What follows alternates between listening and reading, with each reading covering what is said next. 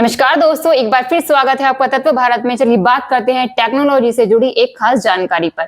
चीन में एक नई बैटरी विकसित की गई है जिसे बताया जा रहा है कि वह लगभग 50 साल तक चल सकती है। यह आविष्कार अगर वाकई वैसा है जैसा दावा किया जा रहा है तो यह बैटरी ऊर्जा और उपकरणों के इस्तेमाल की दिशा में एक बड़ा कदम साबित हो सकता है। इस बैटरी की खासियत यह है कि इसे बार बार चार्ज या बदलने की जरूरत नहीं होती, मतलब एक बार इस्तेमाल में लेकर बहुत लंबे समय तक इसे काम में लाया जा सकेगा, शायद दशकों तक। इस तरह की बैटरी रोजमर्रा की जरूरतों, इलेक्ट्रॉनिक उपकरणों, गाड़ियों या बड़े ऊर्जा प्रणालियों, एनर्जी स्टोरेज सिस्टम में उपयोग होने की संभावना है।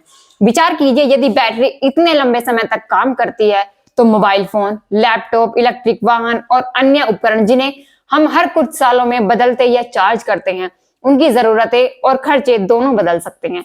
इसके अलावा बिजली की खपत और बैटरी बदलने फेंकने से जुड़ी समस्याएं भी और पर्यावरण असर भी कम हो सकता है। हालांकि इस रिपोर्ट के साथ हमें यह भी समझना चाहिए कि वर्तमान में यह बैटरी प्रयोग स्तर पर है या वृहद उपयोग के लिए तैयार है।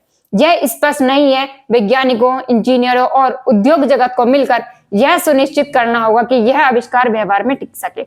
सुरक्षा, स्थिरता, क्षमता और लागत जैसे सभी पहलुओं को ध्यान में रखते हुए फिर भी इस तरह की बैटरी भारत जैसे विकासशील देश के लिए एक बड़ी उम्मीद है, जहां बिजली, ऊर्जा, बैटरी निर्भर उपकरणों और स्वच्छ ऊर्जा की जरूरत हर दिन बढ़ती जा रही है।